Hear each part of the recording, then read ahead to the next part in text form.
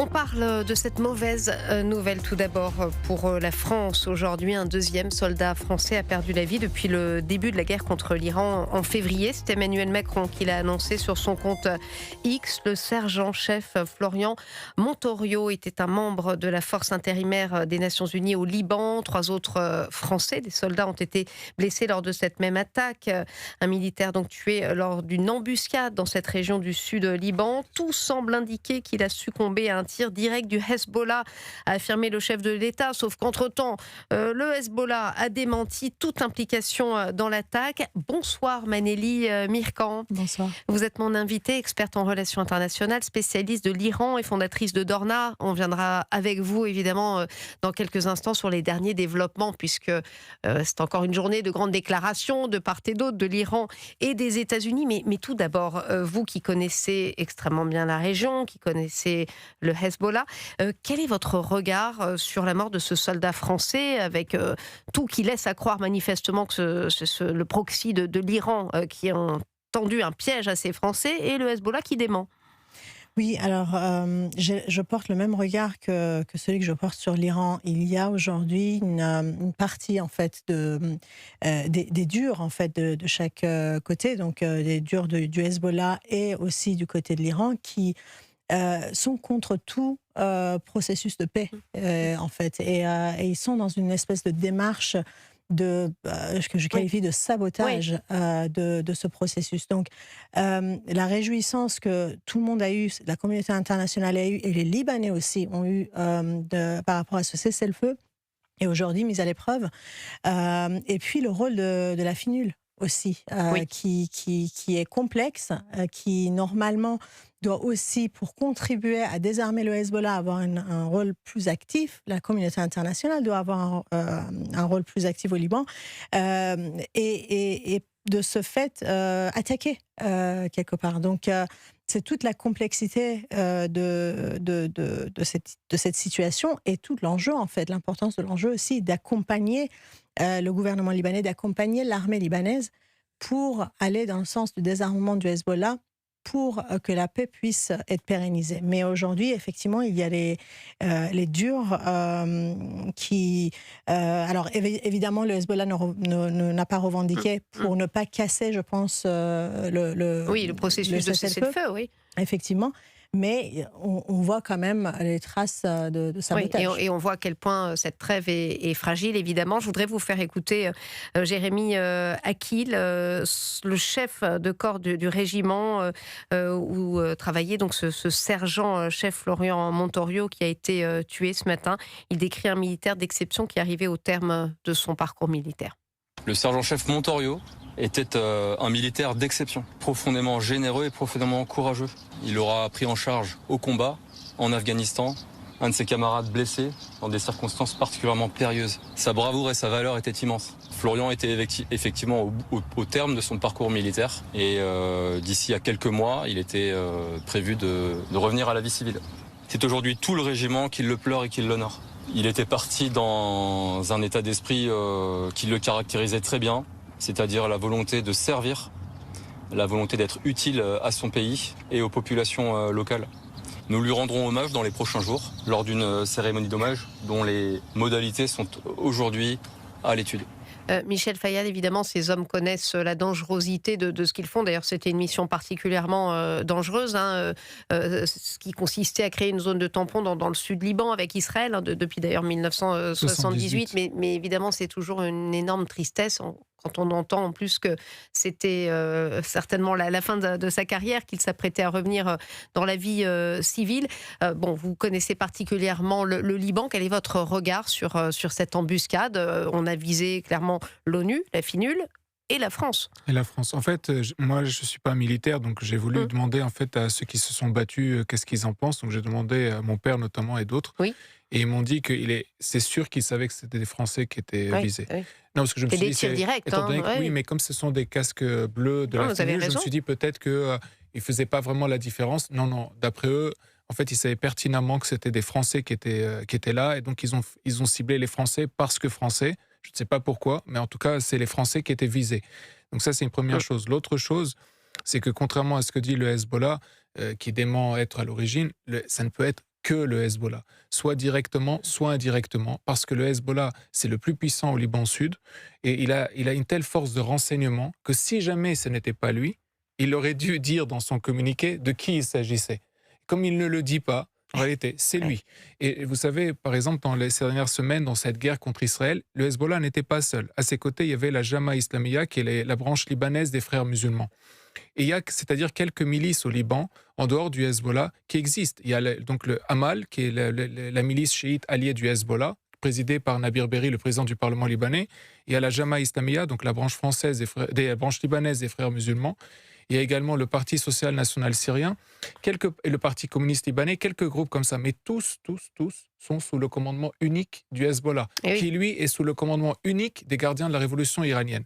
Donc, ce que je vous dis, c'est que le Hezbollah est le responsable direct, et s'il n'est pas le responsable direct, il est le responsable indirect. Il ne peut pas dire qu'il n'est pas responsable, et s'il ne l'était pas encore, je le répète, si c'était le Fatah de Mahmoud Abbas, ou si c'était Al-Qaïda ou Daesh, qui sont également présents, le Hezbollah l'aurait dit. Le fait qu'ils ne le disent pas, c'est une revendication. C'est intéressant votre analyse, Manélie Mirkan. Moi, je pensais, je vous avais reçu à l'époque pour parler la première fois de la population iranienne. Et cette semaine, c'est vrai, quand on a vu il y a 2 jours, bon là, on va parler des derniers développements dans quelques instants parce que ça change tous les jours. Mais c'est vrai qu'on parlait de cette réouverture du détroit d'Ormuz et je pensais à la population iranienne comme si elle n'existait plus pas par enchantement, justement, c'est l'inverse d'un enchantement, c'est terrible. Est-ce que vous avez des nouvelles de la population là-bas, sur place ? Très difficilement. On est aujourd'hui au 50e jour des coupures d'Internet. Donc ça fait 50 jours que ce pays de 90 millions d'habitants est dans l'ombre. C'est très compliqué d'avoir des nouvelles. C'est même très compliqué pour eux, ne serait-ce que de passer des appels téléphoniques parce qu'ils sont accusés de collaboration avec l'ennemi dès lors qu'ils prennent une photo, qu'ils prennent une vidéo ou qu'ils passent un coup de fil, ne serait-ce qu'à leurs proches. On a entre 30 à 40 arrestations par jour pour motif de collaboration avec l'ennemi. La répression s'intensifie. Dans les rues, il y a effectivement pas mal de milices. Moi, je persiste à dire que le front le plus compliqué et le plus dangereux pour le régime reste le front intérieur, sa population. Et le nombre d'exécutions bat des records. Sur les 3 premiers mois de l'année 2026, il y a eu plus de 600 exécutions. 1600 exécutions en 2025, donc voilà, quand on entend, et c'est vrai que la population entend dire le régime a changé. Et vous persistez quand même à dire, si j'ai bien entendu, que ce qui est le plus dangereux pour le régime, ça reste le front intérieur, donc la population. C'est ça que vous avez dit ?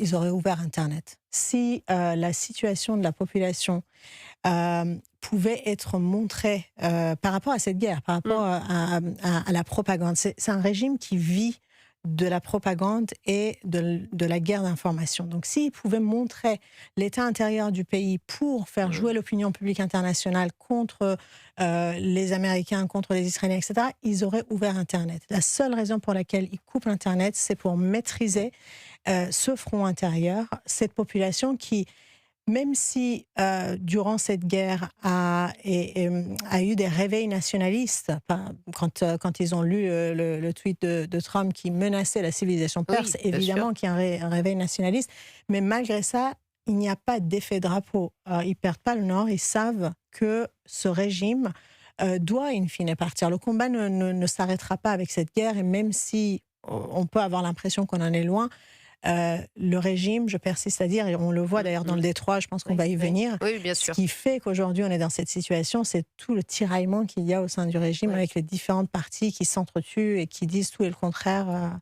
C'est intéressant, Jean-Michel Salvatore, ce que nous dit Manélie Mirkan. Alors c'est vrai que la question qu'on se pose, en fait, c'est... on se pose plein de questions sur la situation des Iraniens.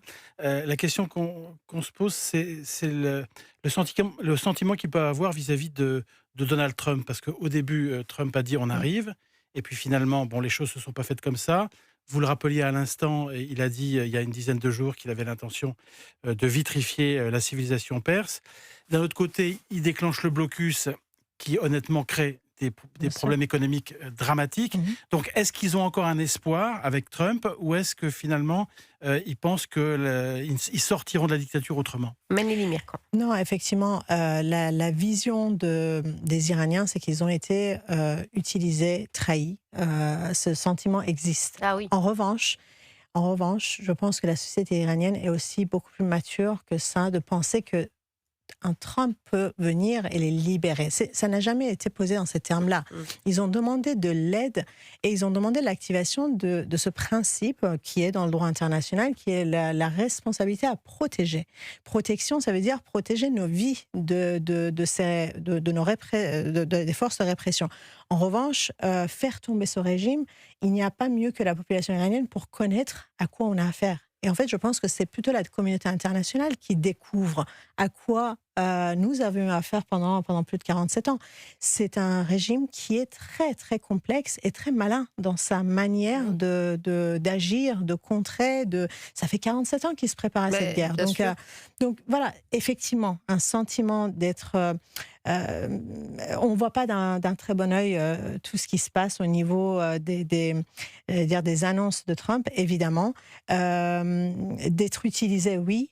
En revanche, de se dire, ça y est, on a perdu parce que Trump nous a lâchés, non. Parce que le rôle de Trump, ce n'était pas de venir choisir à la place des Iraniens. C'était cette guerre, enfin cette intervention militaire, c'était pour affaiblir le régime. Et la question est là, à quel point est-ce qu'ils sont affaiblis ou pas? Et justement, Michel Fayad, vous avez une idée de la réponse à cette question? À quel point le régime est affaibli? Déjà, il est affaibli économiquement. Parce que déjà, le président iranien Pezeshkian disait que c'est une histoire de quelques semaines avant la faillite économique de l'Iran. Et si la pression continue sur les exportations de pétrole iranien, là, à ce moment-là, il pourrait y avoir quelques soucis. Il ne faut pas oublier quand même que Bachar el-Assad a tenu 13 ans durant la guerre. Puis il est tombé en 8 jours, une fois qu'il n'avait plus les moyens de payer les salaires de ses soldats. Donc si à un moment donné, en Iran, on ne peut plus payer les salaires des soldats iraniens, des gardiens de la révolution iranienne, des fonctionnaires iraniens dans un pays qui est islamiste, mais aussi marxiste d'un point de vue économique, il y a beaucoup de subventions, beaucoup d'aides et différentes choses socialistes, en fait, pour aider les gens, qui fait que s'ils ne sont plus en mesure d'assurer la paix sociale en achetant les gens et les salaires, payant les salaires, à ce moment-là, il n'y aura plus personne avec eux. Et ça, c'est le vrai danger. N'oubliez pas que l'URSS est tombé aussi pour des raisons économiques, la Syrie d'Assad est tombée pour des raisons économiques, et l'Iran aussi peut tomber et la République islamique, je veux dire, peut tomber aussi pour des raisons économiques. Donc il y a ça quand même, je pense qu'il faut vraiment avoir en tête. Et puis il y a aussi une autre chose, c'est que cette République islamique qui se dit toute puissante, c'est vrai qu'elle a encore des personnalités importantes, mais finalement, on leur a détruit beaucoup de commandements, on leur a détruit beaucoup de missiles, beaucoup de leur capacité nucléaire, etc. Et il y a une chose, c'est qu'il y a quelques jours, le chef du Mossad israélien a dit que quand bien même les bombardements cessent, le Mossad continue sa mission, et sa mission est la chute de la République islamique d'Iran, et il n'y aura mission accomplie qu'à ce moment-là. Donc la mission de Trump, c'est peut-être pas le renversement du régime, celle du Mossad, elle a clairement été affichée. Manili Mirkan, il nous reste malheureusement que 2 minutes. Oui. Alors c'est vrai qu'on parlait des 10 discours qui changeaient, je ne sais même pas si ça vaut la peine de les commenter en effet, parce que c'est... Mais c'est vrai qu'hier on nous disait, bon bah ça y est, le détroit est réouvert, bon bah là on apprend que l'Iran a annoncé le strict contrôle finalement d'Ormuz, en réaction au maintien du blocus américain.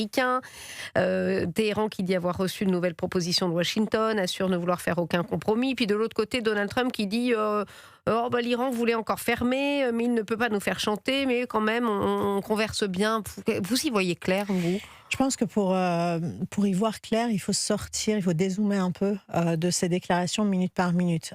Chaque partie prenante, donc les Américains ou la République islamique, ont leur base à contenter. Donc quand Trump fait des tweets ou des déclarations, il a sa population à qui il répond. Et puis de l'autre côté, là-bas, il y a aussi des traits durs qu'il va falloir contenter, qui sont très la base idéologique est anti-concession ou négociation. Donc il y a bien une équipe négociatrice en Iran qui est en train de faire avancer les choses. Il y a les faits. Les faits, c'est que au sommet de ces bagarres de rhétorique, ils se sont vus quand même à Islamabad, et fait historique, ils se sont serrés la main. C'est vrai. Donc, je pense que les négociations avancent malgré le fait que dans le détroit d'Ormuz est chaotique aujourd'hui, et ça va l'être de plus en plus parce que les durs au sein du régime ne sont pas prêtes à lâcher. Merci beaucoup Manili Mirkan, experte en relations internationales, spécialiste de l'Iran, fondatrice de l'association Dorna. Merci d'être passée par le studio d'Europe 1. On se retrouve dans quelques instants avec Michel Fayad et Jean-Michel Savator. On va parler de la disparition d'une grande actrice française, Nathalie Baye. C'est dans quelques instants sur Europe 1.